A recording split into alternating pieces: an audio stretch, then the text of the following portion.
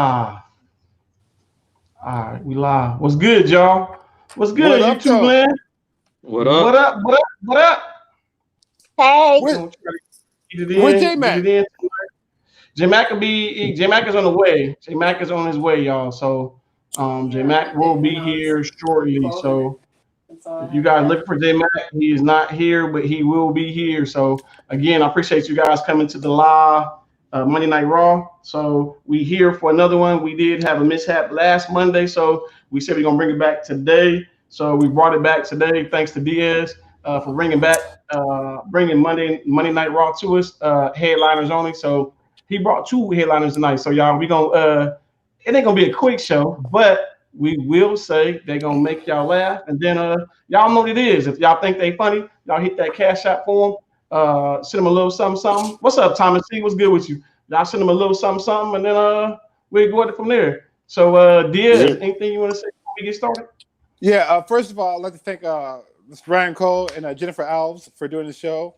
We're going to bring back Carlos Simmons or Carlos Anthony and Jade Marquette and Lionel Dalton later. Some things came up with them. But yeah, we thank Bo for providing the platform as well as J Mac for joining in later. And all you viewers for tuning in. And again, a lot of comics don't get unemployment, haven't gotten it throughout this whole pandemic. If you realize now we're 6 months in, so they haven't qualified for the benefits. So that's why we do the whole Cash App. So let the good Lord use you. God loves a cheerful giver. You know what I mean? Giving it shall be given to you, and I pray the Lord returns it back to you tenfold. Some 20, some 30, some hundredfold. In Jesus' name, Amen. Here we go. Let's Amen. do it. Let's get it in. What's up, Pickpocket? What's up, King? What's up, bros? So What up, David? y'all, with that being said, I'm gonna let Pick. Diaz start the show, y'all. And then once Diaz start the show, and then he gonna introduce to y'all that first comic. So let's get it in. What's up, David Tyree? What's good with you? So Diaz, let's get it. What up, world? How we doing? It's Monday night, as we know. Let's get to it. Let's get drunk. Let's make some bad decisions. Our unofficial sponsor, Tito's, which is damn near gone. I started with a full bottle this morning, but it was a travel day on the mega bus, and I've been sipping it like this all day.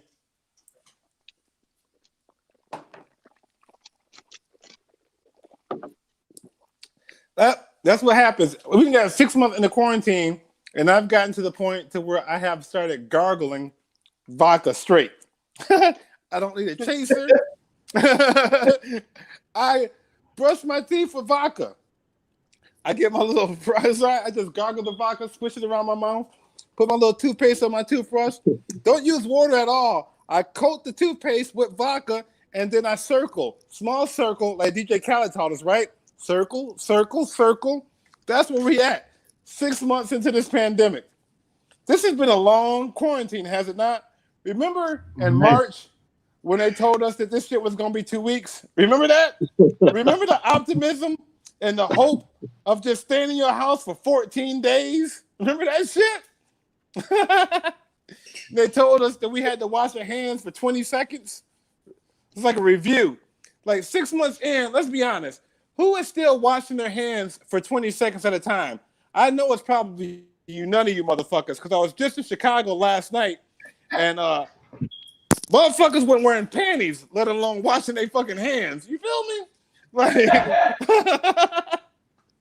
it's crazy. Actually I was at this bar in Michigan last week, and went to the restroom and took a piss at the urinal. Went to the sink and washed my hand. This white dude just walked right out, and I grabbed his ass by the collar, and I was like, "You're the motherfucking reason we got this pandemic. You got to be a Trump supporter. You ain't wearing a mask. You ain't washed your fucking hands." Ain't that funny how we judge the pandemic? The pandemic is judged in the politics. Like, only in America, right? That you politicize the pandemic. You see a motherfucker that don't want to wear a mask, you be like, Trump supporter. They be like, motherfucker, what if I just got asthma? I have a hard time breathing. The table got bumped. This whole thing been crazy. Like, some people take this shit more seriously than other people. You know what I mean? Like, some people have actually quarantined. Like, I do believe the world shut down March 16th. So if my math is correct, offhand, no calculations, that's like 154, 155 days of Mm-hmm. quarantine, where some people have actually done that. Now, myself, I have not. I was one of those people that just got out of jail right before the quarantine, so I've been traveling. I've been enjoying my freedom. You get off probation right before the world ends, you not finna be locked down. You already been locked down. You finna travel. But there's a lot of people, like I said, that have actually like been maintaining this quarantine. Like somebody just hit me up right now. I'm in Minnesota. I'm in Minneapolis. And I just got a text from somebody asking me who lives in LA. I don't even know this person. They hit me up via someone else. This is how desperate people are during this quarantine. They hit me up via a friend asking me if by chance am I coming back to LA, and if I am, they will pay for my flight back to LA as long as I go grab their dogs from their parents who are quarantined and take them back to LA. And I'm thinking, I know they white.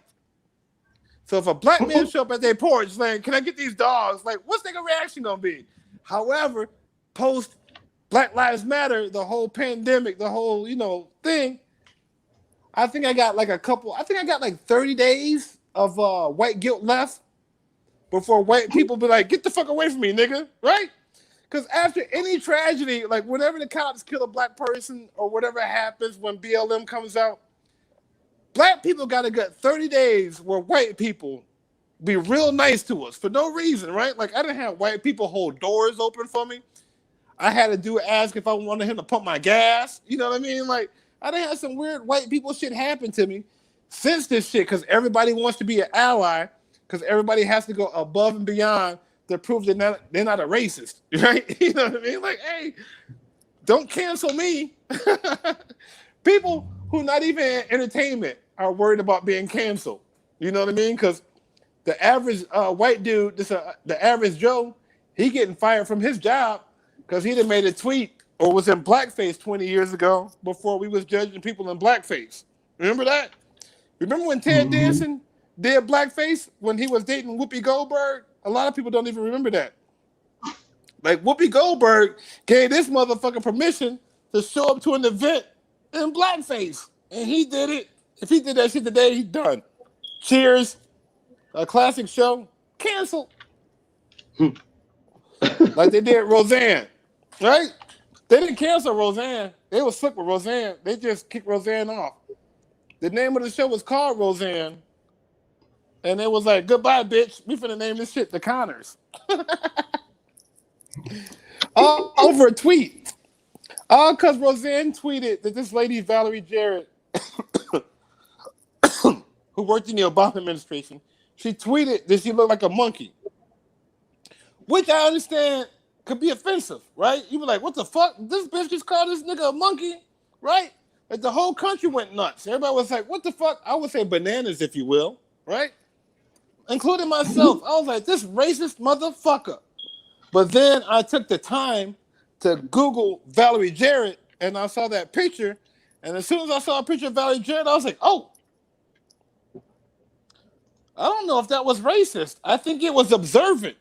Google a picture of Valerie Jarrett in your home right now. That bitch looks like a fucking monkey. The picture that popped up when I Googled her, it looked exactly like it was an uncanny resemblance to Cornelius from the original Planet of the Apes. Like it had that same mock turtleneck and sweater vest and every damn thing. I was like, what the fuck? It was unbelievable. I was like, this isn't racist. This is observant. People look like monkeys. It happens. I know for sure people look like monkeys because I grew up with two people who look like monkeys. I had a cousin named Monkey Melvin, and do you know how he got that nickname, Monkey Melvin? Because that nigga looked like a fucking monkey. It had nothing to do with the fact he liked to climb trees. He looked like a monkey. And then I knew a dude named Cedric Richardson growing up. He was older. He was like my mom's friend. But this nigga looked just like the Phoenix Suns mascot. And if you old enough to remember the Phoenix Suns mascot, that's a fucking gorilla. So people look like monkeys. Asians. Have you ever seen the old Asian? When they get old, they look like monkeys. In fact, I'm inclined to believe that monkey that Michael Jackson had, Bubbles, that wasn't even a monkey at all. That was just his old Asian butler that he kept in a cage because he kept fucking kids. You know what I'm saying? Like, save our children, hashtag.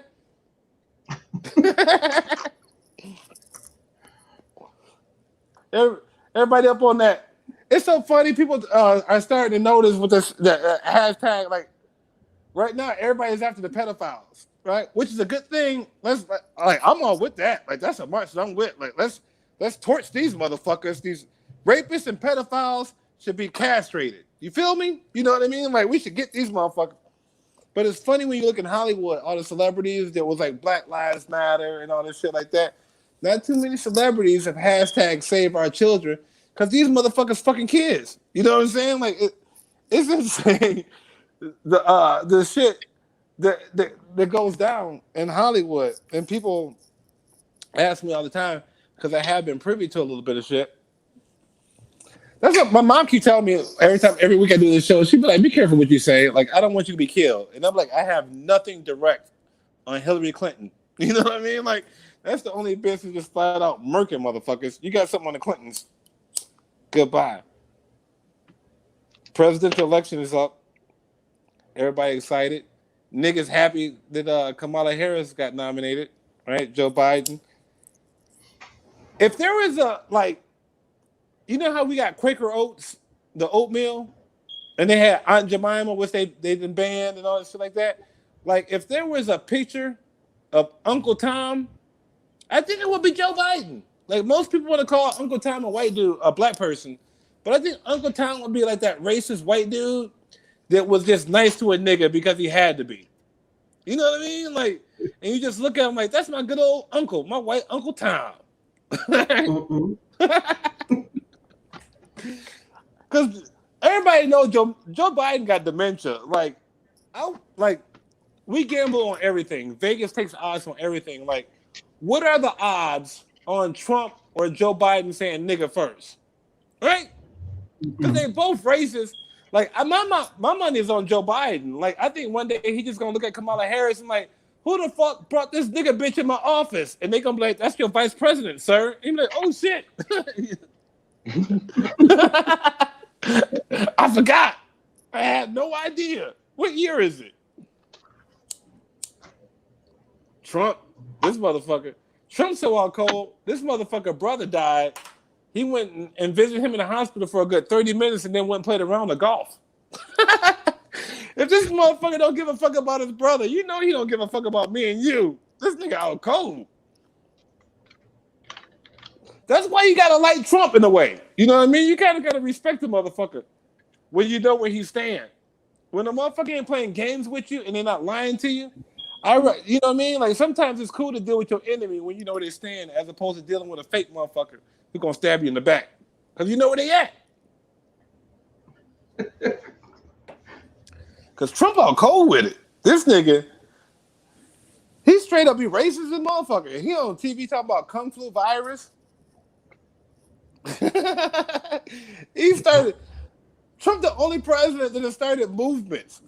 He started a whole Me Too movement, right? He had women out with signs protesting and marching butt naked. Their signs read, "Don't grab my pussy, eat it," right? That movement was All Pussies Matter.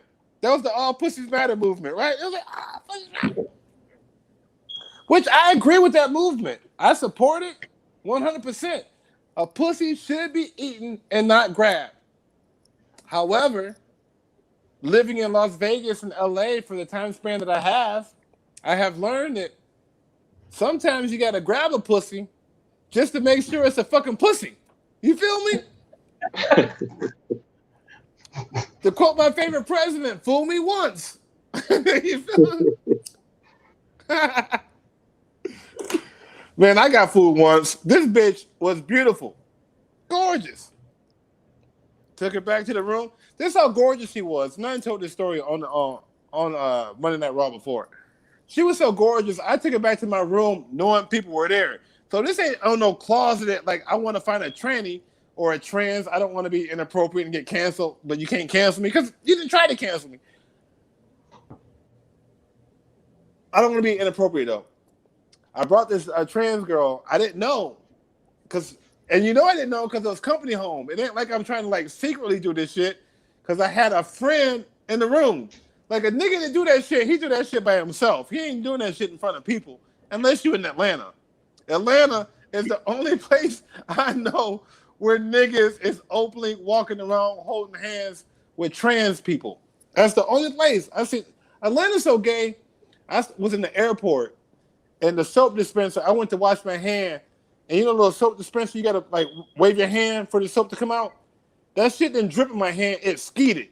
Like I felt dirty than the motherfucker. Like I was like, this motherfucker like it came on me. I was like, what the fuck is this? Like I had to wash myself from the soap. I was like, I felt dirty. I repented and shit. I did a whole repentance prayer, like Lord, forgive me for all my sins. I recognize that you are my Lord and Savior. I did it all.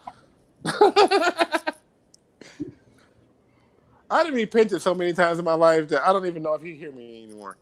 Maybe like, here this nigga go again. I'm stretching time because we only got 2 other comics this evening. We had a couple comics that I had to buy them out on some unfortunate circumstances. And unfortunate because today was a travel day for me. I wasn't able to do a lot of stuff I did because fortunately, this weekend I was able to do a show in front of live people. That's right. I did a show in White Cloud, Michigan, and it was insane. So I've been staying in White Cloud, Michigan for like a month now. And I've been working on this weed farm. And I've been doing stand-up comedy for 14 years. I have not worked a regular job. And when I told a friend of mine that I was going to be working on this weed farm, the first thing he did was he felt my hands and was like, "You working?" And I laughed at him and was like, "Nigga, like, I grew up in a hard-working family. I know what hard work is. Like, I worked in a factory when I was 18. He felt my hands and he was like, "Good luck," right?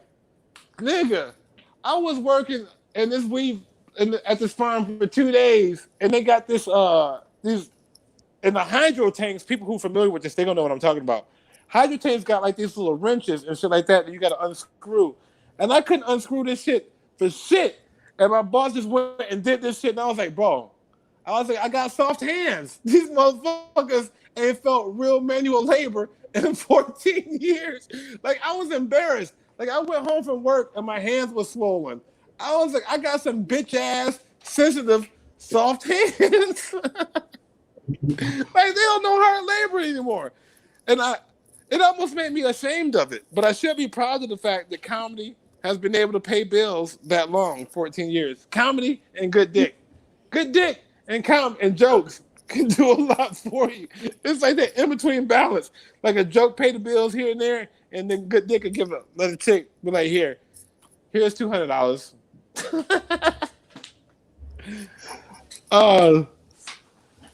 Pandemic, we 6 months in. COVID. I was in Chicago last night. I was over in the Buck Wild Hunters. If anybody familiar with Chicago and they know anything about the South Side, the Buck Wild Hunters is probably the most dangerous part of Chicago. But your boy, through the God's grace, I'm free to travel and go anywhere I please. Like, I have been blessed to be in the craziest hoods, and then I performed in front of real Ku Klux Klan members. And they didn't love me. Like, God's been good. Anyhow, I'm in this place last night. Like I said earlier, bitches ain't wearing panties. Everybody getting in the water with nobody shooting nobody. Like a nigga stepped on my shoes and said, "I'm sorry," and I didn't shoot him. Like it was a historical night for Chicago. I truly feel that. But I recognize this. Ain't nobody taking this pandemic seriously no more. You know what I mean? Like I was talking about earlier, there's some people who have stayed quarantined and continue to quarantine, but there's a handful of niggas who just over this shit. You got the Trump supporters too, they over this shit. Like motherfuckers is like, it's summertime. The heat was supposed to kill this shit. I'm finna live my best life. Hot girl summer. Like, I saw a nigga eat pussy in front of strangers last night. Strangers. Like, I don't know if he knew this girl. I know he didn't know me. And this nigga just was eating pussy at a party in front of everybody. Like it was a Hollywood swingers party, and I was just like, wow, props, bro. You know what I mean? Like some people will look down on that. I don't. I say props. That's what you should be doing. That's yeah. Some people say, huh? You should live your best life. Because if you can die from a fucking sneeze or a fart from 5 feet away from you, why the fuck we using condoms and doing everything else? Live your best life. Y'all done heard me tell that before. Who's using condoms now after this? Lick assholes, all that shit. If you can die from a sneeze, right? Every week on the news, all these people with the COVID, all these deaths. So live your best life. Why live in fear? I'm out there. You know, I'm living so adventurous. I use the same rag to wash my feet that I used to wash my nuts. I never did that shit before. I would always use two separate rags. Men know that shit. Use two separate rags. Now I'm like, live your best life.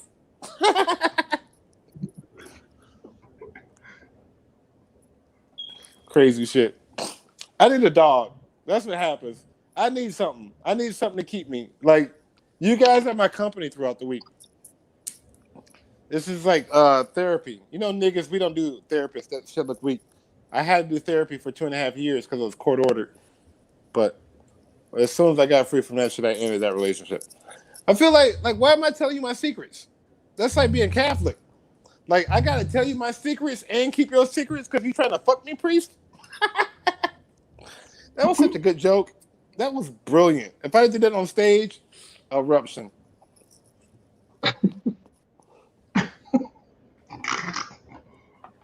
That's the difference between doing this online shit and not hearing shit. Like, especially me being privileged enough to be able to still do live shows. Like, you know the difference. You know when a line that you just threw out there hit, you be like, yep. You do these online shows and you just say some shit and you be like, damn, fuck. The only proof to some of this shit is y'all hitting the Cash App. By the way, please hit the Cash App. I got a 20-year-old son, and most importantly, I got an 18-year-old daughter who I am desperately trying to keep off the pole or being an escort, or more importantly, creating an OnlyFans page. Like, that's my biggest fear right now is that my 18-year-old daughter posts a post talking about she got an OnlyFans page. Like, that's what I'm living at right now. Because regular bitches that got regular 9 to 5 jobs right now got OnlyFans pages. You see them on your Facebook and your Instagram. $12.95. Look at me. Take off my panties. Like, bitch, you're a regular motherfucker. You ain't a stripper. You was a regular mom before COVID. Now you got an OnlyFans page. Like, wouldn't you just doing the news? You was a meteorologist. And now you got an OnlyFans page. This is the part of the quarantine, though, that's uncomfortable for people. This is the part of the quarantine where, like, it's loose quarantine. Like, you can go out. So all the niggas that pre-quarantine was hitting people up in their DMs, all the girls like, hey, when this lockdown get over, I'm gonna take you out, boo. Like, you gotta cash in that shit now. You know what I mean? Like, you can actually go somewhere and sit on the patio. Gotta cash them checks. Pre-quarantine, that was just some Netflix and chill shit. You was like, hey man, when this quarantine over with. But until then, why not pop by with a couple plates and we sit there and smoke a blunt? I don't know. Shit crazy though. All right. Who knew in March that this shit was gonna be this long besides myself? Right? It was so many people January 2020 living my best life. 2020 my year. Then Gwyneth Paltrow, I blame all this bullshit on her. Gwyneth Paltrow researched this shit. She released a candle that smelled like her vagina in February. And in March, everything shut down.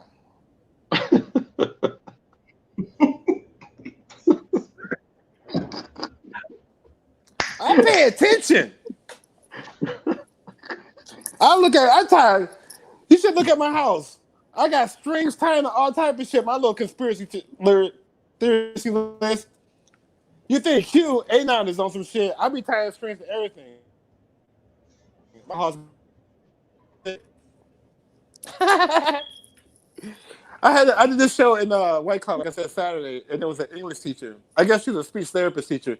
And I do a joke about me having a list in my set because it's me recognizing the fact that I know that I sound like I suck 2 dicks a day.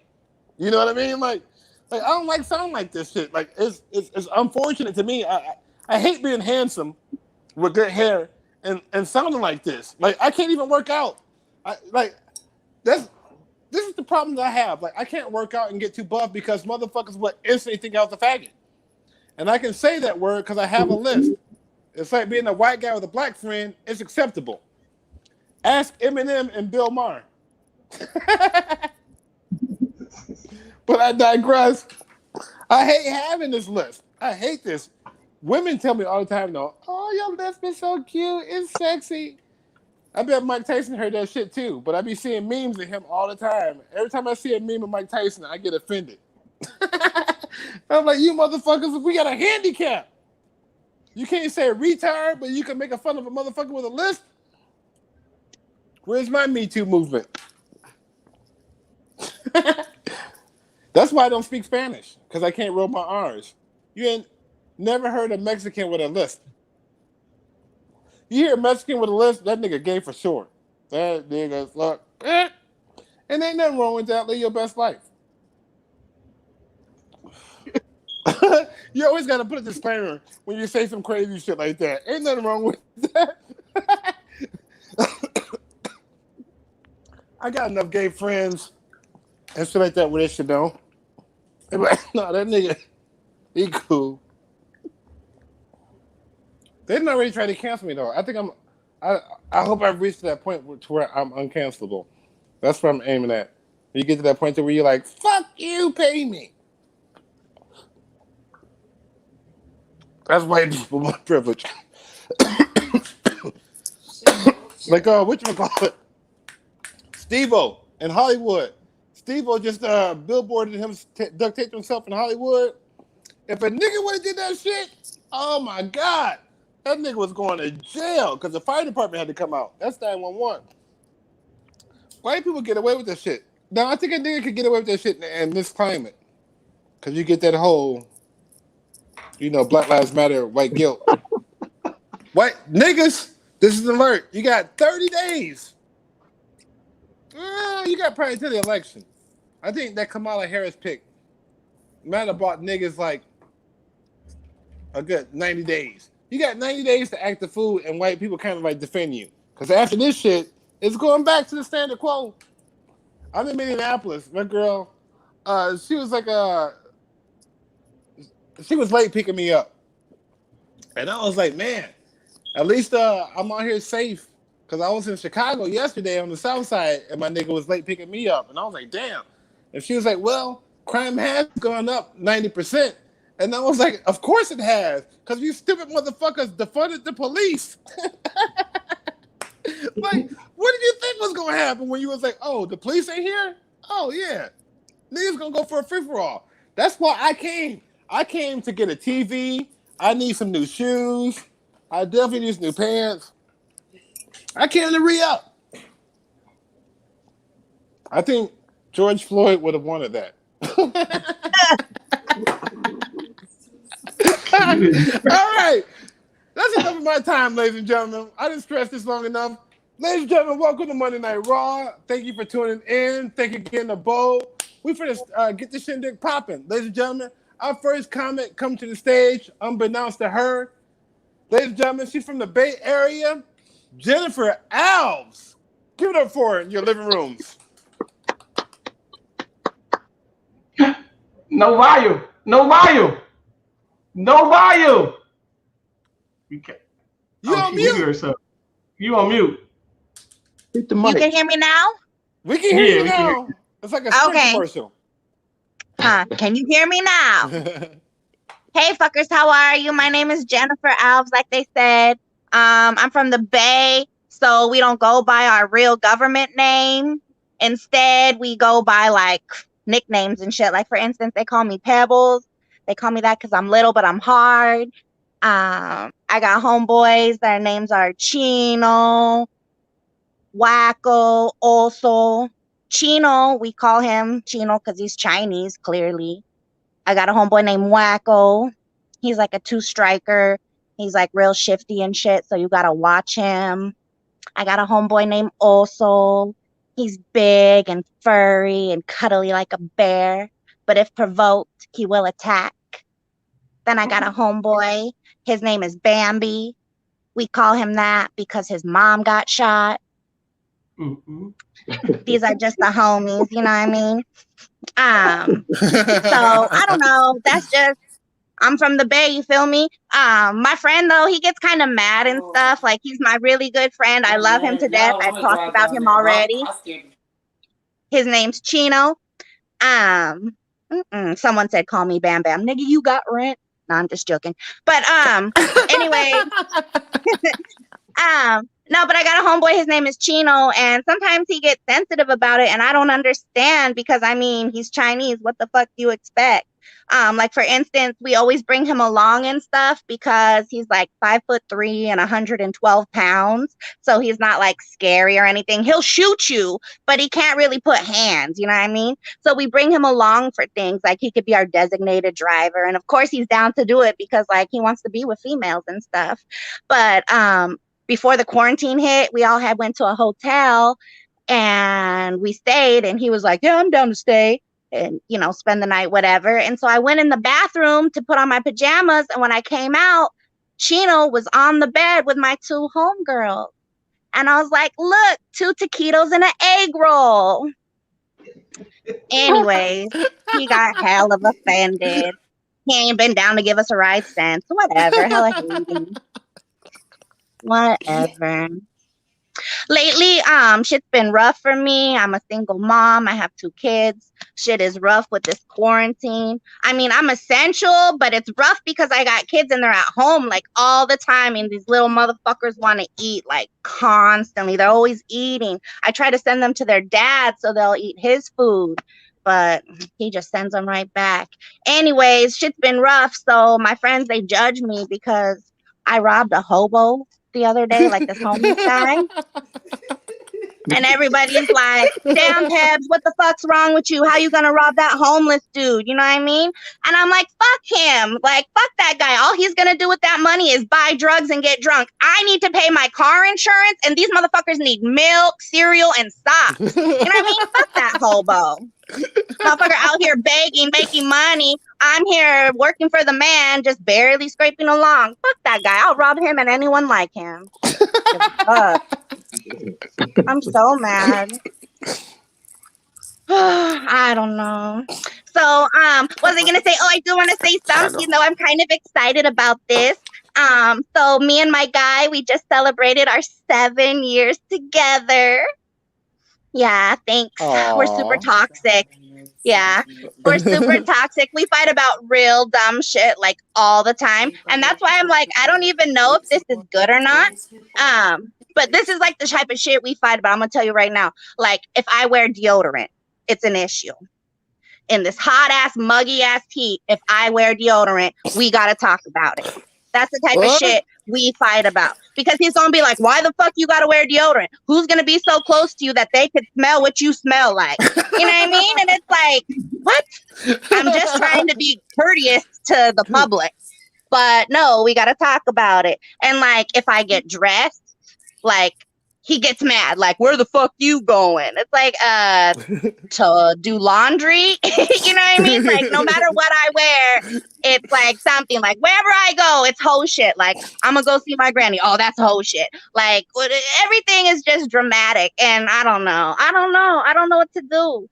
I know he loves me. I know he loves me. I know he does. And I'm going to describe him because I love him so much. So he's about 350 pounds.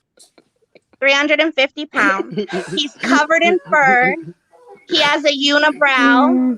And he has a gap in his teeth. Because when he was younger, he got in a fight and he got his shit knocked out. So he had to have his little tooth in the front, in the back, brought to the front. So he has a gap and then his teeth are uneven and they don't match. And then when he ties his shoes, because he's 350 pounds, this motherfucker breaks into a sweat. Like he breaks into a sweat just tying his shoes. And I love him with my whole heart. You understand?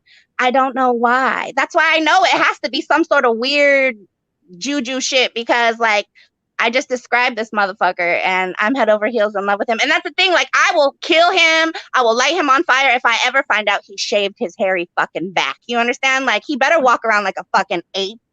He better walk around like a barbarian. Fuck him. I don't know. These are the things I think about. I do want to say though, like I know he loves me because he'll tell me like, well, I ask him because it's been 7 years and I'll say like, we've been together so long. Why aren't we married? Like, why? You know how bitches be. We be wanting to fucking ask and pressure motherfuckers to do what we want. And he'll say, girl, you know I love you. And I'll tell him how. How do I know? And he'll say, cause I lick your sweaty armpits and I eat your ass. And if that ain't love, I don't know what love is. And I'd be like, okay. Because it feels good. So when it feels good, it feels right. You know what I mean? I don't know. I'm going to put that in my vows somewhere. When it feels good, it feels right. One time we went to Maui together. And that's the thing about men is they always say like, I'm here to protect you, provide for you, do whatever. But we went to Maui and we went scuba diving and we were out and we saw octopuses, eels and shit. And then I saw a shark and I panicked and I pushed him towards it and then I swam backwards and then I swam so fast to the boat and then he followed me, of course. But then when we got back to land, he's like, how the fuck you gonna push me towards the shark? How the fuck you gonna push me? And I'm like, when we go out at night, if anyone like accosts us from the dark alley, like I would push you and like you would protect me. So what the fuck is the difference of the shark? Also, my dad said I don't have to outswim a shark. I just have to outswim my man. So I was thinking for myself. I don't know. Yeah, so anyways, I'm a preschool teacher. That's what I do for a living. I mold the minds of young children. Also, I'm a nanny too. I do that in my spare time. But I've been doing it for a long time and I'm starting to get older now. So I've started to think about my future. And I think the next family I get, I'm probably going to be the hand that rocks the cradle. I'm probably going to go ahead and destroy that marriage and get me a man. Because I saw Arnold Schwarzenegger's nanny and that bitch was beat. She looked like the broad that killed fucking Selena. You understand me? She was tore back. And if that bitch could have Arnold Schwarzenegger's baby, like, I'm sure I could find some .com around here, motherfucker, to pay my retirement. I don't want to do OnlyFans. I'm respectable. But I did Wikipedia how that shit went down though to see what's out there. What was I gonna say? I like to I'm in the house and my kids are here. What was I gonna say? I have 2 kids and I worry about them sometimes. My son more than my daughter. I'm gonna tell you why. First of all, I'm gonna let you know that I did not do drugs with my children. I never did drugs when I was pregnant, but all the time I feel like maybe that's where that's the egg the Molly got prior. You know what I mean? Like, I don't know. But anyways, we went away camping on a trip and I told him we're running low on toilet paper. Would you like to go get some? Because, you know, in the Bay Area, you can't send kids to the store to run errands because they'll end up fucking kidnapped and, you know, somewhere else. But up in the mountains, like, go ahead. The worst you're going to get is like, I don't know, chased by a coyote. And I don't know, he's fine. He'll shake it off. So anyways, I sent this little bastard to the store to get some toilet paper. And he comes back with 12 rolls of paper towels. And I told him, son, where's the toilet paper? And he said, oh, I didn't even notice. And I said, all right, we'll turn around and take it back. But we need toilet paper. So he turned around and he took it back. And by the time he got back to the store, shit was closed. So he came back with the big ass paper towels. And I told him in the morning, first thing, you got to get up and go to the store and return that shit. You got to do it. Everyone's going to use the restroom. He said, okay, Mom, I will. So then in the morning, I wake him up and I send him out into the world with the paper towels. And he's gone a really long time, like almost an hour and a half. And I'm thinking, oh my God, did a bear actually get this motherfucker? Like, what happened? So I get in my car and I go look for my son, and I see him walking up towards the campground, and he has a roll of 4 toilet papers in his hand. And I said, oh, wonderful. You got the toilet paper? And he said, yes. And I said, did they give you your money back and make an even exchange? And he said, no. And I said, well, what do you mean they didn't give you your money? And he said, well, they wouldn't take it because of the quarantine, so I left the paper towels outside. So because I asked for toilet paper, this motherfucker leaves the paper towels that I bought on the side of the road and comes back with just toilet paper. And this is the thing about him. He does shit like this all the time, and I worry. I worry for my child. You guys ever worry that your son is stupid? I don't know. I do. I don't know. I don't know if you guys have kids, but whatever. I have a dad and he doesn't worry about me. My dad is super duper racist. He's always like he's all about building the fucking wall. And he's just like, fuck Mexicans, fuck Mexicans, fuck Mexicans. And then he fucked one, and then voila, here I am. He had a baby by one. And so like that's my lifestyle. And I don't understand it because like I do want to say one thing about like I'm not at all smart enough to pretend to be political or anything, but I do want to make one note that somebody questioned me the other day for wearing an American flag shirt. And they asked me, like, why are you wearing an American flag shirt? And I'm like, because I'm American. What the fuck? And they're like, oh, well, that's hella racist. But I'm like, no, it's not. If you're American, like I'm 3rd generation, born here, I don't understand why it's wrong to wear an American flag shirt. Like, I just don't understand that. And I want to just break it down to people that just automatically think that because you like red, white, and blue that you're a racist, because you're not.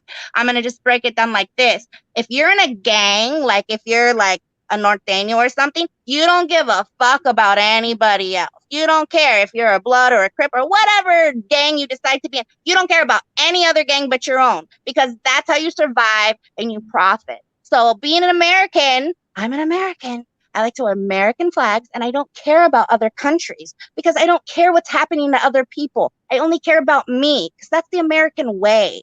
You understand? So I just want you to know that America is like a gang, and you guys need to understand that like we need to do better for us, not other people. Like I don't want kids in cages, but like I don't want my kid to go hungry and have to get an OnlyFans fucking, you know what I mean? So like let's think about us. Jesus Christ. I don't know. What else can I say? I like getting head. I do. I like to get my coochie licked. But I don't like how men are so like rude that they just push my fucking stomach up out of the way. You know what I mean? It's like, calm down, okay? Like, I know I got a little fucking boopa or whatever, but just slow down with the fucking pushing it up and shoving it to the side or whatever. I'll fucking do that. I don't know. I am trying to get a 3rd job though, because like I said, I'm a preschool teacher and a nanny. But I decided that I'm going to get a 3rd job. I'm going to be a surrogate mother. Yeah, I looked into it. And I qualify. You get like $40,000 to have a baby that you get to give away. You understand? Did you hear me? 40 racks they will give you to have a baby that you don't keep. I have a 12 and a 13-year-old, and I've seen about $34 in the last 16 months from their father. I will hella have a baby for $30,000 that I could give away. I don't know. It's my whole goal right now. But even if I'm doing that, I know that I'm still kind of like not making enough to buy my dream house. So I decided that I'm gonna go ahead and like be a call girl in the pandemic, because I could imagine like the rates are just ridiculous. And I know it sounds weird to think about me, a surrogate mother, laying on my back, having sex with strangers during the pandemic while a stranger pokes dents in some baby's head. But you have to remember, this is not my child and I don't give a fuck. I'm American. I don't even know how this is going over with anyone. Uh,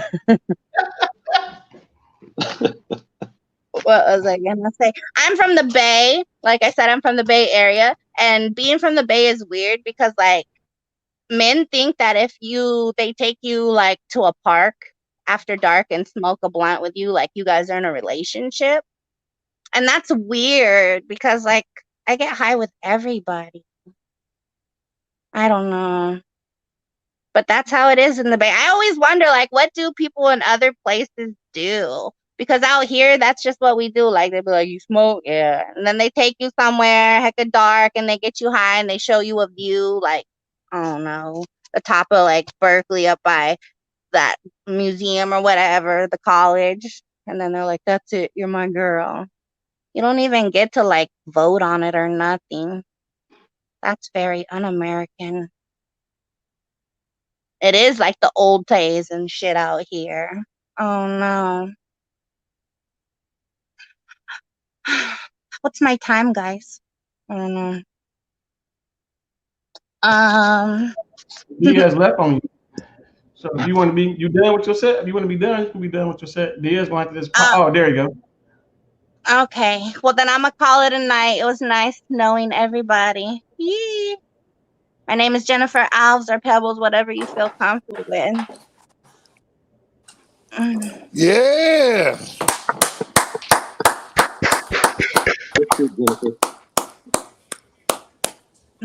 Good shit. Okay. 40,000, really, for a surrogate mother? Yeah. Is that what it is, Jen? 40,000.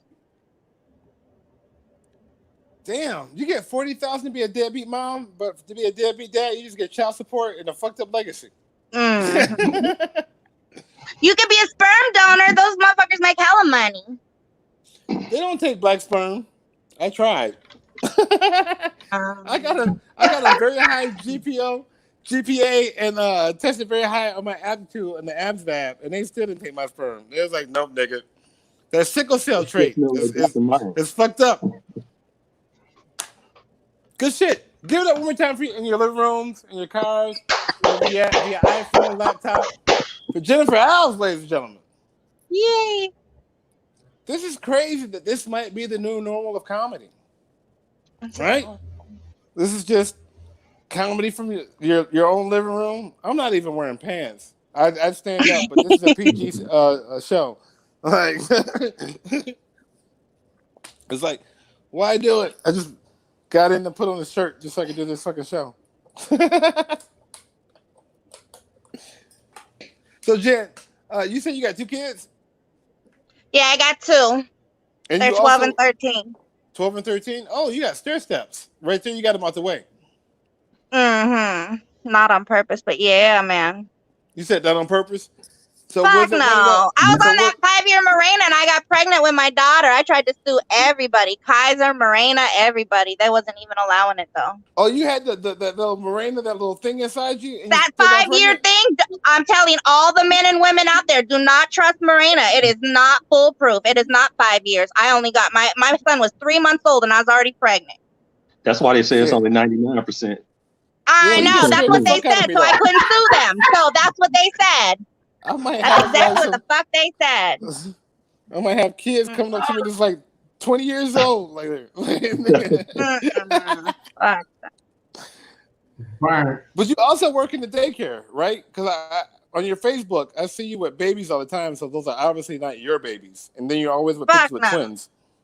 I'm a nanny, and then I have I'm a nanny and then a preschool teacher. But right now I'm just nannying. Okay. And for the people that are watching and will watch, where can they find you? They can't. Shit, I ain't nowhere, right? I'm here right now in my living room. Fuck. I wish they could find me. You know, I go to I'm from the Bay, so whatever. I just be around the way, but I don't Twitter or tweet or any of that bullshit. I just do live. So do you have those platforms, social media? No, I don't. I just do straight fucking on stage and I go home. If you know me, you like me, you find me. If you don't, then dang, I don't even know what to say. You were funny as fuck. I am curious though with the name Alves and stuff like that, because people here. They were like, "Is she white?" And I was like, "I don't think so." What is your I'm all kinds nationality? of stuff. I'm all kinds of stuff, but my last name is Portuguese. Portuguese? Yes, and that's why I was like hoping you would pronounce it correctly because everyone tries to make it sound like something else or Alvarez or Elvis or some bullshit. But no, I'm Portuguese. That's why I asked before, and notice I said ask and not ask. I tried very Uh-huh. hard to You was trying enunciate. not to be black. Well, I try to enunciate being black and having the list. I got a double Oh, working against me. You know what I mean? you did very well. Thank you. All right. Well, again, ladies and gentlemen, Jennifer Alves. So hit her up, Yay! Appreciate Jennifer. Facebook, Twitter, when it opens up. Catch her out in the Bay Area. Ladies and Yeah, in the gentlemen, Bay. our next comic, I'm so happy to have him on. He hit me up on Instagram, like, when am I going to do the show? And I had already planned on hitting him up because my plan was originally, and I'm still going to do it. The reason why this show is called Monday Night Raw Comedy is because in Vegas, I used to run an open mic years ago called Monday Night Raw Comedy. And Ryan Cole was one of those people that started out at Monday Night Raw Comedy. And since Ryan's start, I've been on the road with Ryan out in California. I've watched Ryan grow into someone who you was like, okay, he got potential. Okay, this nigga funny to, oh shit, this nigga's headlining? And yeah, so Ryan Cole, he's traveled all across the country since then. He's made some TV appearances. Originally from Vegas, which not too many people can say. He was Vegas born, Vegas raised, originally from Vegas. Got me out of some law trouble one time. I got arrested. Was like, call Ryan Cole, and they let me go. They was like, you know Ryan Cole, and they let me go. I'm not gonna get into the reasons, but they let me go. Ladies and gentlemen, no further ado. Coming to your iPhones, your laptops, your tablets. Ryan Cole. Thanks, Diaz, man. I appreciate it. Everybody, I'm trying to get my camera right. Coming to you in your living rooms, basements, wherever you at. Yeah, Vegas born, Vegas raised. Let me just say, first of all, I appreciate Diaz. He was the first person put me on stage ever. And I bombed like my first 5-6 times in a row, but he still kept putting me up, and I appreciate that. Diaz was talking about hit his cash app because he got 2 kids. Nigga, I got 5 kids. I got 5 kids, 20, 19, 18, 15, and 12, all mixed with Hispanic. I didn't even have sex with all them Hispanic women. You know, with a Hispanic woman, you can just sneeze on their ass and you're pregnant. I was at a Mexican restaurant one time. The waitress came out and I sneezed on the tablecloth. She came back out with the food and a baby. I said, what the fuck? They get pregnant quick and give birth quick. So hit my cash app with my 5 kids. I'm trying to put my son through Marine school, and I got a daughter in school and all that shit. And what's her name? She was talking about she was gonna be a surrogate. I just found out what a surrogate is. While she was talking about it, I Googled it, and I found out that it's a lady that has a baby for someone else. I always thought a surrogate was when you get a slave named Sarah. You just call her, Sarah, get me some food. Sarah, get me a popsicle or some shit. That's what it was. But anyway, so everybody's scared of Corona. I challenge people. I go in the store, don't wear my mask. I wait for them to tell me to go back and get my shit. I come back with a mask with a hole in it, with smoking a cigarette and shit. But if you're worried about Corona, man, don't worry. I'm gonna tell y'all. So since we on the internet and we ain't in person, I'm gonna tell you right now. I got Corona. I got Corona. Right now, I got it, but you don't have to worry. I got the African American Corona, so it don't work. You ain't got to worry about it. It don't work. That was a pun. I got a friend. He had the Mexican Corona. He had that Mexican Corona, man. That Mexican Corona is relentless. He tried everything to keep that Corona away. He swam across a river. It followed him. He put up a wall. It made it over the wall. Made it through sewer tunnels and shit. That Mexican Corona is relentless. It will get in. You can't stop it. You can't keep it out. Had another friend. He had that Caucasian Corona. Now the Caucasian Corona, that's the worst of all. The Caucasian Corona usually will find a body that's already inhabited by Corona, and it will kill the Corona that's in the body and inhabit that body for itself. Change the history and everything. That's fucked up Caucasian Corona. Mm-hmm. Oh no, man. We got any Dr. Fauci fans out there? If you're a Dr. Fauci fan, you can just raise your hand in your own living room. Dr. Fauci. Fauci is a funny ass word. Fauci sounds like what the taint is. Like we should replace the word taint with Fauci. You know what I mean? He's like, man, you okay? Like, I don't know, man. My Fauci itch right now. Like, you know, you might want to scratch your Fauci. You know, if you in public, you can't really scratch your Fauci. You just got to do that one move with your one leg, where you step to the side, and jiggle a little bit. Fauci itch. I ain't no Donald Trump supporter. You know what? I'm gonna change. I'm a Donald Trump supporter now, man, because all these people talking about Trump is stupid. He an idiot. And I tell people all the time, like, man, you don't get to being a president of the United States by being stupid. You don't get to be the president of the United States by being an idiot. Like these people got law degrees, they got business degrees, political science degrees. They didn't go to school all these years just to be stupid. They might not be your version of a politician, but they not stupid. And then Donald Trump gets on TV and starts talking about drinking Clorox and sticking the Lysol up your ass. And I'm like, damn, DT, man, I had your back for a second. I had you. Now you fucked it up for everybody. Got homeless people out there drinking Clorox and shit. I don't know, man. I don't know, man. It's like I switched subjects a lot, man. I came on here. I said I wasn't gonna talk about a whole bunch of racist stuff, man. But I got some observations that I just want to get off my chest. Like black people, white people, man, we do things way differently. Like one thing we do differently is crime. We do crime like way differently. Like we all do the same type of crime. Don't get me wrong. We all do the same type of crime, but I mean, like white people, like say white people commit a murder. You never know. Like a white dude could commit a murder when he's 35. You don't find out till he's 78 in his memoir and shit. You know, when his family open up his will. Black dude commit a murder. You at 8:30, you know at 8:32 he didn't committed a murder. You ever be about to fight a black dude? If you ever fight a black dude, man, he'll run his entire criminal career down to you before the fight even starts. You're like, oh, you want to fight me? Man, hold my shirt. Hold on, man. This fool want to fight me. You don't know me, fool. I'm Tyrone Jenkins. Nigga, I sell dope every day. Rob 7-Elevens. Rob one Thursday night, 8 p.m. Killed the clerk, stuffed the bitch in the freezer. Took the gun, dumped it behind the store. Third dumpster from the left. The red one, not the green one, cuz. Still want to fight? Like, nah, Tyrone, I didn't even want to fight you in the first place. But why would you say all that? Detective Jenkins was right there. Like, put your hands behind your back. You're done. Like, why would you admit to all that? You're talking about where he dumped the gun and stuff. And I told Diaz at first, I was like, man, I'm not gonna come on talk about a whole bunch of like racial stuff because I know, you know, this climate, you know, people want to hear something different. So I ain't gonna bore y'all with all the racial stuff, man. So I'm gonna move on to something else. So I got some paranormal stuff, man. Hope it's cool with y'all out there in internet land if I talk about my paranormal stuff. So I hope it's cool with y'all. So here you go, my paranormal stuff. So look, y'all. Man, I got a racist fucking ghost in my house, man. I do. I got a racist ass ghost. And I know some of y'all don't believe I got a ghost. I know some of y'all don't believe I got a ghost. I got a real racist ass ghost in my house. And you might be like, okay, what does he do to make you believe he racist? Like, you know how most ghosts will float around in a sheet? My ghost float around in the sheet too, but his sheet got a point at the top. Shit, racist as shit. Yeah, man. Like he says racist shit too, man. Like, you know, most ghosts, like when they try to scare you, they jump out and they be like, boo.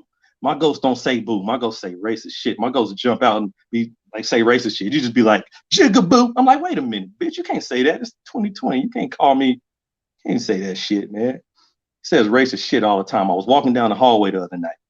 He knocked the picture off the wall, scared me. I jumped. I said, man, you need to quit that shit. That's spooky. He looked at me. He was like, no, you're the spook. I said, bitch, wait a minute. I can't even hit him, man. He's transparent. And I tried to make friends with him. I tried to make friends with my racist ghost. I did. I took him to the pet store. I bought him a pet. I bought him a bird.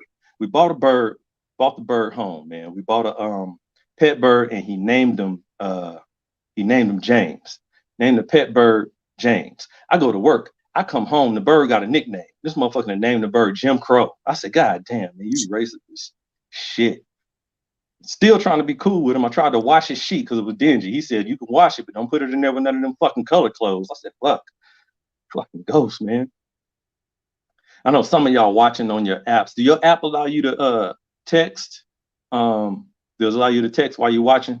If it does, man, like, hold on, like, pay attention to me. Stop texting, man. Like, if you it's usually women that do it, man. I'm gonna ask you to put your phones on the screen and just let the comedy show roll while we going. Don't text because it get confusing, man. Like first of all, man, women are impatient when it comes to the text back.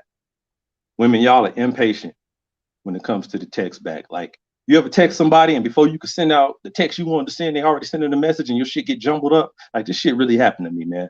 I'm on the, me and this girl, we texting, right? She said, do you have plans tonight? And I didn't. So naturally, I'm gonna take my time texting back no. But before I could send out my no, she already sent me another fucking text. Said, do you want me to come over? But her do you want me to come over comes in before I could send out my no. Now, like I'm answering no to do you want me to come over? Now this bitch got attitude. So then she sends me another text. Why can't I come over? You got some other bitch coming over? But I'm in the middle of texting back yes in response to do you want me to come over? But her, why not? You got some other bitch coming over? Comes in before I can send out my yes. Now, like I'm answering yes to why not? You got some other bitch coming over? So now she at home flipping out. So then she sends me another text in all caps, 15 exclamation points behind it. Says, do you want to be in this relationship or not? But I'm in the middle of texting back no in response to why not? You got some other bitch coming over? But her, do you want to be in this relationship or not? Comes in before I could send out my no. Now, like I'm answering no to do you want to be in this relationship or not? So now she's at home smearing Vaseline on the face, snatching the earrings out and putting on tennis shoes on her way over to my house to fight some bitch that don't even exist. All because she couldn't hold her horses and wait for me to respond to a fucking text message. The moral of the story is, don't text while I'm doing my show, please. I appreciate it. I know it's a long way to go to get to that, but shit, I got some pent up shit, man. Y'all gonna get all these. I ain't done comedy in like 5 months, man. So y'all gonna get these new old jokes. Like they not that old, but y'all gonna get all the George Bush and Barack Obama jokes that I can give because I ain't said them shits in a long time, man. Like I don't know, man. Like I used to talk to a lot of freaky girls. I'm married now, but I used to talk to a lot of freaky girls, and sometimes girls don't know they freaky.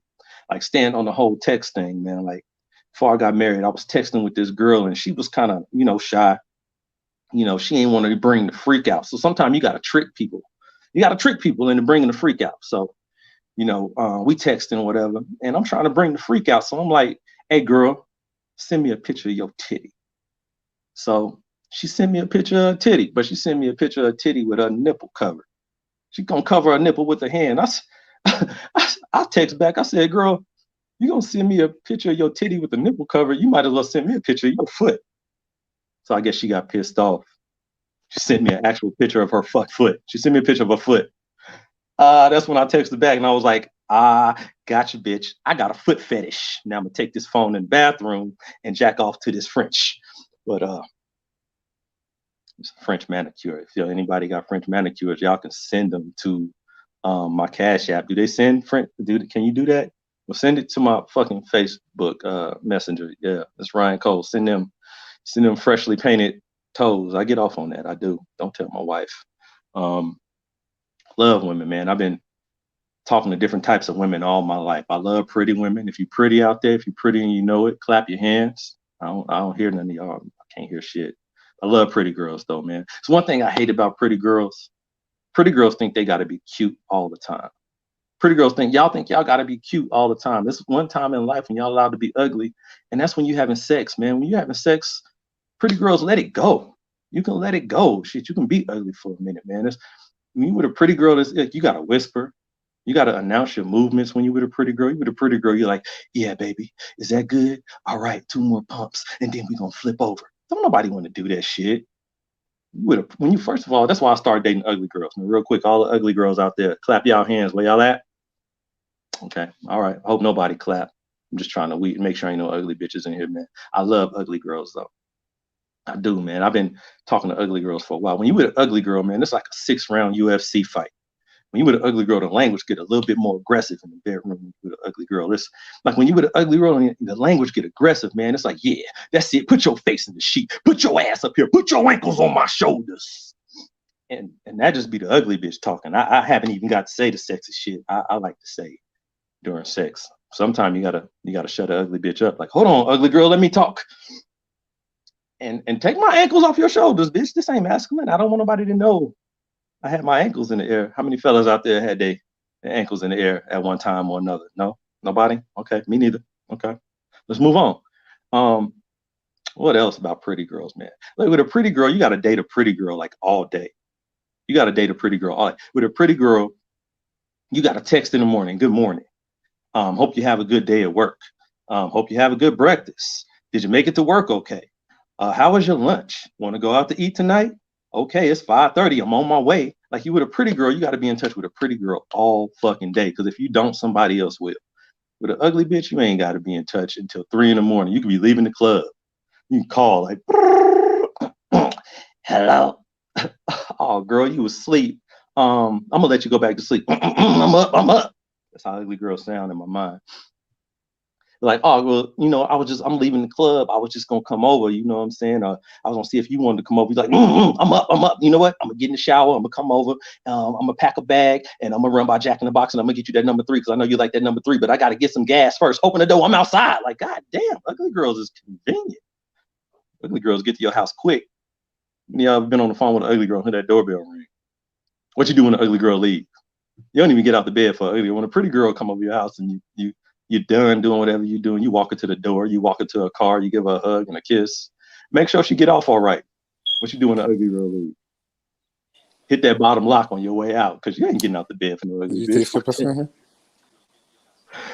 Oh man, I love talking about sex. I love talking about different type of women, man.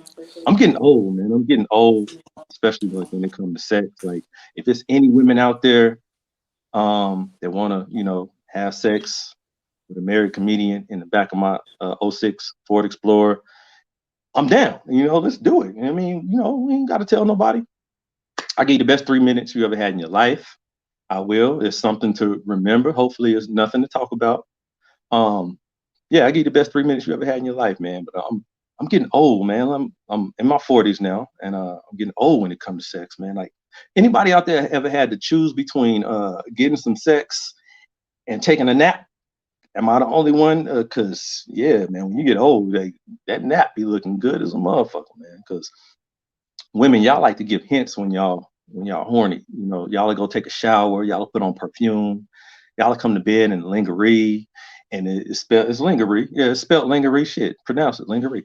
Man, this how I knew I was getting old when it comes to sex. Like, my lady, she came to bed the other night, smelling good. She got up under the covers. I looked up under the covers. I said, hold on. I was like, purple bra, purple panties? That mean I can get some. But shit, it's midnight. I looked at my watch. I said, shit, if I go to sleep right now, I can still get 6 hours of sleep. But if we have sex, shit, I'm only going to get 5 hours and 57 minutes of sleep. I said, this bitch ain't going to keep me up all night. I don't know. It's weird, man, when you don't get the laughter. It's like you just run through your material. Like, when you at an actual comedy show, you get laugh breaks, like, if you're doing good. And then, like, if you're not doing good, you can just like veer off to something else. Or you can fuck with the lady with the ugly hairdo in the front. Like, all I see is me. And I mean, I'm handsome to me. I've had like 2 shots of scotch, so I'm handsome as hell. I might take me home tonight. Anybody else touch themselves? Anybody touching themselves to me? I mean, shit, hit that chat button. Send me a picture. I don't mind. Like I said, send it through. Oh, Diaz, you had a joke about the soap dispenser in the Atlanta airport. You say it skeeted in your hand. You know how the soap dispensers usually make that sound? Because I had that same experience in San Francisco. You know how the soap dispensers usually make that sound like zzz? Yes. I had one in San Francisco. That shit didn't say zzz. When it skeeted in my hand, that shit said, ugh. I said, oh shit, I just got this damn soap dispenser off. This shit in Atlanta says. I was like, what the fuck? Jesus, man. Like I said, man, I be talking about sex a lot because it was something I did a lot when I was younger, but I'm married now. I don't know if there's any other married guys out there, but I used to have single man problems. Like, single man problems is like, whose panties are these in my bed? Like, those are single man problems. Like, single man problems is like coming up with the 450 when you need it. Like, those are single man problems. Like, if you single, you know what the fuck I mean. Now I got married man problems. Like, they not as serious. They're not as life threatening, but like they still serious to me. Like I got stepkids now, man, and being married. I wonder like, why am I the only motherfucker in the house that know how to put the twisty tie back on the motherfucking bread bag? Like everybody else get to eat their sandwiches. No, for real. Everybody else get to eat their sandwiches with soft ass bread. I go to make my tuna. I gotta eat my tuna with hard ass bread. Like them is fucking married man problems, man. Like married man problems is like, like you blew your check before you get paid. So your wife knows she's supposed to get a certain amount of money for the bills, but you done already spent that shit. So you got to go take out a loan at Check City. You got to go to the payday loan place. You got to make that shit up. You got to make it up in time where you got to get off work early so you can get home just like you just got off work. Like them is married man problems. That's married hustle. So I'm making it happen, man. I'm proficient at it. Right now I'm proficient at fucking up, I guess, but I ain't gonna fuck this thing up. I gotta stay in it. I done made one good decision. I'm gonna stay in this shit. My wife is a entrepreneur. She got her own business. She's pretty. Yeah, she smell good. So I got another joke before I get out of here. This is my last one, man. I want to talk about my homeboy Willie. If you got anybody stupid in your family, you got any stupid friends, then this is gonna resonate with you, man. My homeboy Willie is stupid as shit. He's stupid because he can't spell. He try to spell stuff all the time, but he can't fucking spell. Like I'm over Willie's house the other night. Willie's on the phone with the airline reservation agent. All she want him to do is read back the confirmation number. Willie fucked the whole thing up. Willie on the phone with the airline reservation agent, like, oh, you want the confirmation number? Oh yeah, I got it. Confirmation number is 7249. J is in giraffe. Yeah. N is in knife. And H is in Jose. I said, Willie, get your ass off the phone, man. Like I said, they're gonna put you on the no-fly list because they're not gonna believe you're American. They're gonna think you're Arab or something. He got the nerve to get mad at me when I don't understand him. Like, what the hell you mean? Why are you listening anyway? You don't understand me. You need to get hooked on phonics. F phonics. I said, Willie, give me the fucking phone, man. Let me help you. And some of y'all out there, y'all didn't laugh. Y'all think phonics really start with an F. Y'all hit me up after the show. I'm gonna learn you something. But Willie do this all the time, man. One day, me and Willie, we riding in the car. We get behind this car, has a personalized license plate. License plate spells out Jessica, but it spells it out real creatively. It spells it out Jess, the number 1, and then the letters Ka. Real creative way to spell Jessica. Jess, the number 1, Ka. 3rd grade education, you can get that. We riding behind the car. The car actually swerves in front of us, hits a pole, boom, smoke everywhere. I get the lady out of the car. I get her to the curb. I'm like, ma'am, are you okay? Do I need to call somebody? Here comes Willie's dumb ass. Oh, girl, you done messed up your ride. It's too bad you don't have another one. I said, Willie, this lady might be hurt, man. You don't even know her. How the hell you know? He said, I'm just saying. She messed up her ride, and it's too bad she don't have another one. I said, you don't even know her. How the hell you know she ain't got another vehicle? He said, well, look at her license plate. It says just one car. I said, Willie, give me the phone, Willie. Anyway, man, that's about all I got, man. I hope I filled up my time. I appreciate everybody. If you hit my Cash App, if you text something that said LOL or you laugh tonight, man, that's all we want to do. I ain't been on stage in like 5 months and I ain't performed in like 4. So thank you. I appreciate everybody. Thank you, Diaz.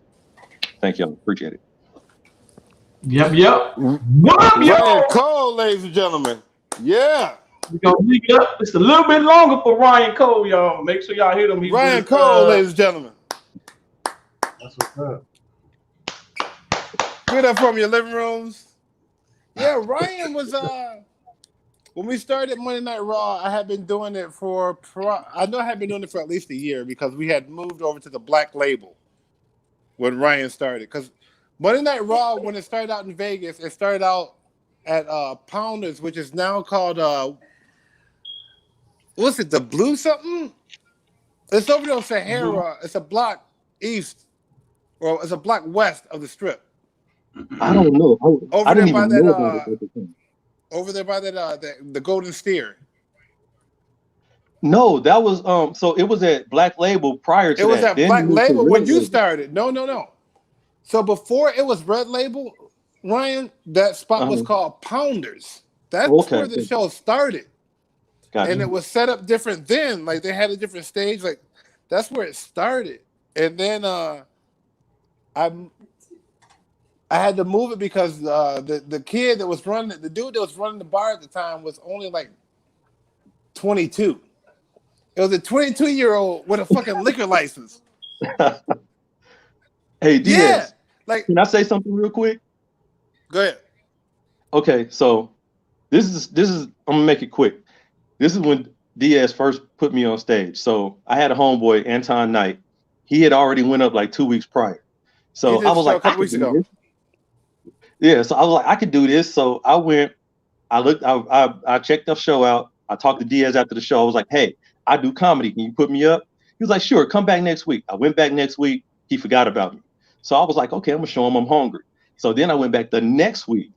Now he knew I was there at the beginning of the show. He lets about 10 comics go on.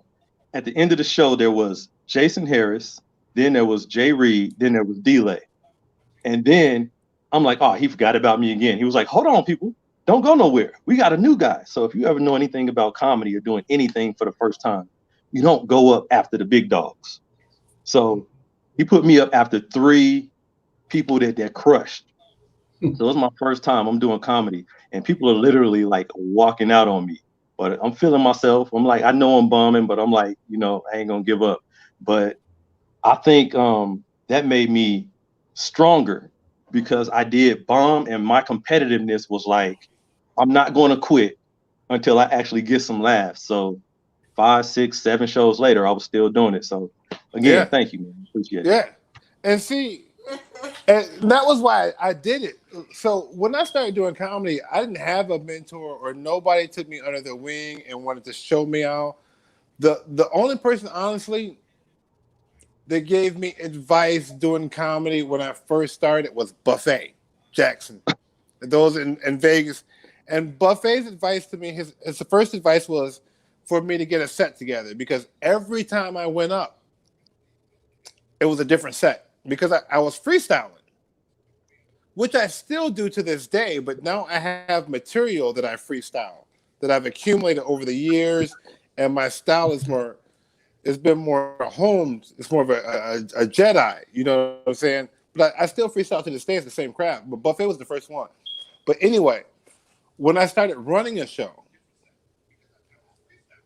I knew in order to develop good comics or to make people quit, because a lot of people at that time, and still even to this day, and thank God for this pandemic, to be quite honest, because it's ciphering a lot of those hobbyist comics.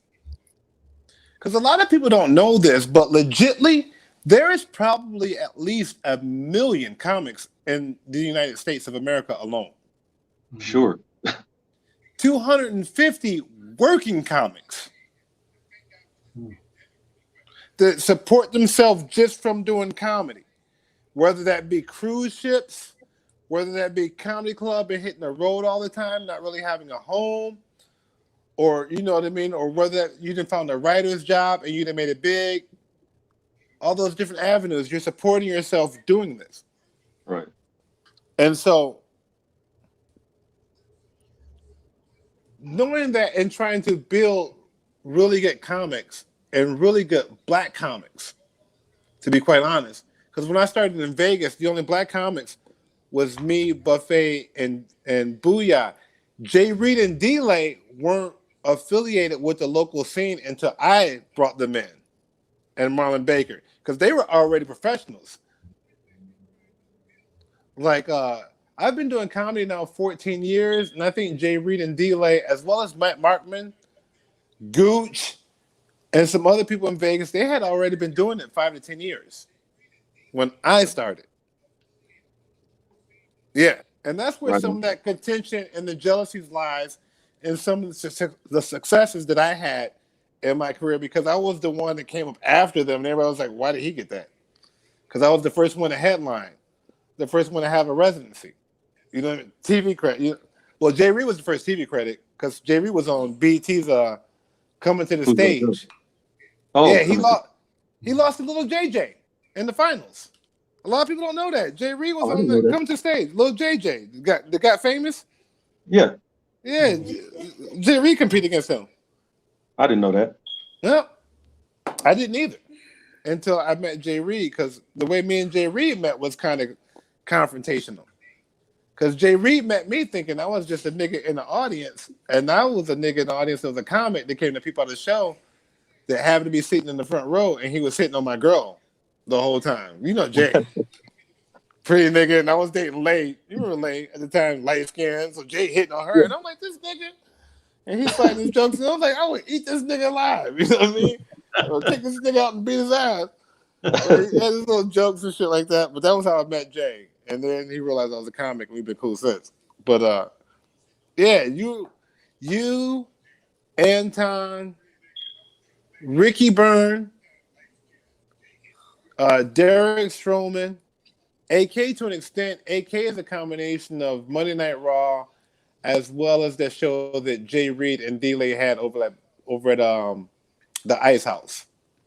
Because AK, the way AK came into comedy, AK was a waitress over at the Ice House. Oh, okay. And Jay Reed and D-Lay started doing the comedy show over there, and niggas hitting on AK and shit like that. But AK was always quick with it. Was like, you should do comedy. Okay. And eventually talked AK into doing it, and AK, we was right, all of us. She should be doing comedy. AK was funny. Yeah, hell yeah. And then she went back home and quit, and I had to talk her back into doing it again and all that shit like that. But yeah, you, AK, Derek Stroman, Anton, You say Ricky? Ricky Byrne, Jeff Grant, whether he want to admit it or not to this day. And I used to make Jeff do the same shit. I put Derek through the same rigs I put you through, Anton, Ricky, and I invested a lot in Ricky. And me and Ricky fought for a minute because Ricky didn't understand what I was trying to get out of Ricky. Because Ricky was so handsome to put out there. his pretty hair and his green eyes, that he just go up there and say shit like, nigga, like, we gotta get you some jokes. Like, who do you want to be? You know what I mean? Like, develop. And I knew that Ricky didn't know who he wanted to be because every time I seen him, he looked different. And I'm not saying like dress different. I'm talking about style completely different. You know what I mean? So you be like you don't know who you is because you don't have a feel for yourself at that time. And he was young. I think Ricky started comedy at like 22, 23. Yeah, he was young. I told Ricky you like a member of Shalimar. Yeah. Ryan Cole, how can the good people find you? Man, I'm on Facebook as Ryan Cole. I'm on Twitter, The Real R. Cole. And let's go IG. I'm comedian Ryan Cole, or Ryan Cole the comedian. Okay. Now, Ryan, since the quarantine and since you've been doing comedy and stuff like that, because I'm gonna put it out there, when I met you, and unbeknownst to a lot of comics and stuff like that, you were a marshal. Correct. In Clark County. Since then, I believe you quit. You went back to school even and got a degree. Yeah, I went back to school. I got a master's in business. Now I work for Clark County again, but I'm working in foster license investigations, which means that if you have a foster child and you ain't taking care of them motherfuckers, I'm gonna be at your house. So it's good pay, and it's a lot less dangerous than being out in the street pulling people over. Well, I want to point that out because again, uplifting black men and stuff like that. You're a black man is doing it right, and then you went because you played football in college originally as a young man. Correct. And then took the correctional officer route as an adult and stuff like that. How old were you when you quit being a correctional officer while doing comedy? Because how old when you started doing comedy? Shit. I actually did comedy for the first time in 2001. That was just a talent show. I took like second place. At that point I was like, okay, I can do this. But then I didn't get back on stage again until 2009. That's when I met you, and I've been doing it ever since. So in 2009 I was 30. I was 30. Okay, because I started doing comedy at 28, which sometimes I wish I would have started younger, like a Chappelle who started at like 13, or a Rock who started at 19, or a Ricky, or some of those guys that I've seen start younger. And then for the most part, I'm grateful that I did start at 28 because I knew who I was as a person. So I never had to battle that part of my comedy and trying to discover who I was. You know what I mean? So I always had my values, my morals, and all that to determine. So you started comedy at 30. How old were you when you quit being a marshal and decided to go back to school to get your master's? Because some So people think it's too late to go back to school. No, it's not too late. no. So I quit being a marshal at like 33, and then I actually entered the master's program at University of Phoenix at 35. I made a promise to myself a while back. I was like, I'm gonna be a doctor by the time I'm 45. So I was like, better get on it. So I went back to school, got my master's. It took me 18 months to get it.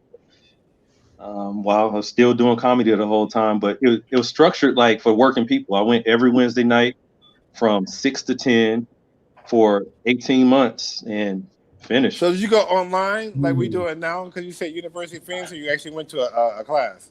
No, I actually went to the what they call it a ground campus. I actually went to the campus every week. So you listen to that nigga that be on them UMC or whatever commercials. It's like, what are you doing sitting on the couch? Get up, get your education.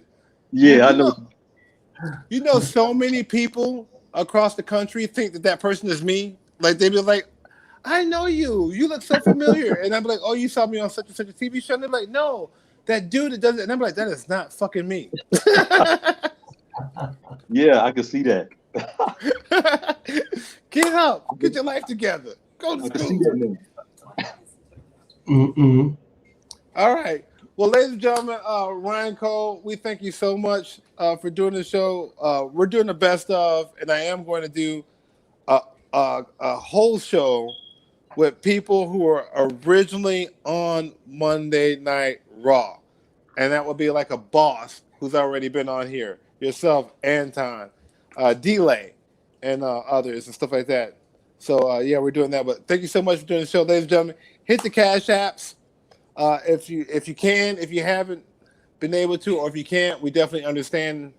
Um, hit Bo's Cash App as well, J Max, for doing this and providing the venue. Make sure you hit subscribe on the channel as well. Go to DS Mackey, hit subscribe. I got like 8, but I need to get those numbers up. But yeah, hit subscribe so you know whenever Bo and J Mac are doing things in the future, and whenever we have a Monday Night Raw or anything like that. If you're in Minneapolis, is that how you pronounce it? Because I keep saying Minneapolis. Is it Minneapolis? Hit or St. Cloud. I'll be doing possibly a show here Saturday. So hit me up, Diaz Mackey, on Facebook or Instagram or Twitter. I'll be advertising that. Other than that, I'll be doing live shows in Michigan next week, in Saginaw, Michigan, Midland, Michigan, and as well as Jackson, Michigan. And that's the 25th, 26th, and 27th. You'll be able to see me live in person. Other than that, Monday Night Raw, Diaz Mackey hit me up. Bo, J Mac, Mm-hmm.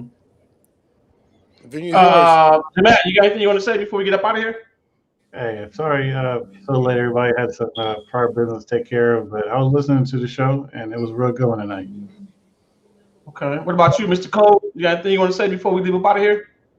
And just once again, man, I appreciate the opportunity. Thanks to everybody who was out there listening. Thanks, Diaz. Thanks, Bo. Appreciate it, man. Thanks. Yep. Hey y'all, and then if you can't wait to actually I was actually not part, but I was actually in the audience a lot with that Monday Night Raw. So my brother used to Yes, come and that's he how used we to met. sit in there. So I used to watch the comedians and this and that, and I used to always tell jokes. Like when they would tell the jokes, I would go along with the jokes because I heard them so many times. So it was funny because I didn't realize that they were supposed to do that. So I was just like, why they keep telling the same jokes? But I mean, I understood it later, as Diaz was explaining. So I do have Bo, my cousin. one of these weeks we want to have you do a set. You can do 5 Me? minutes. Yeah, you do 5 minutes.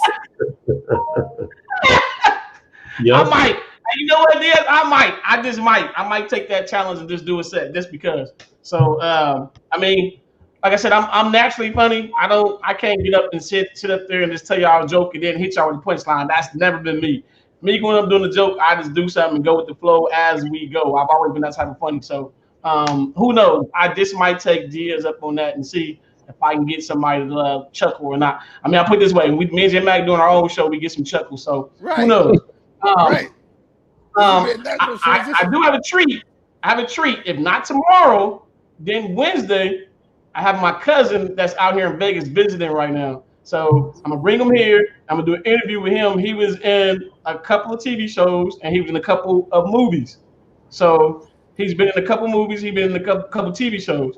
So y'all might be like, hey, wait a minute, I saw him. So I will bring him in, interview him. My brother will be here, of course. And so I'm quite sure he was in the Hate You Give. He was in Shots Fired. I mean, he was in Rampage. So that's just a couple to let you know that he was in a couple of movies, couple TV shows. I'm gonna be like, what the? Like, boy, that's your cousin? So again, bring him so y'all we can holler at him. So again, y'all, I gotta go, but I will see y'all tomorrow, y'all. Yes. Y'all know what it is. Diaz, there you go. Me. I don't know about what them two got, but that y'all, we out this mother. Fuck good.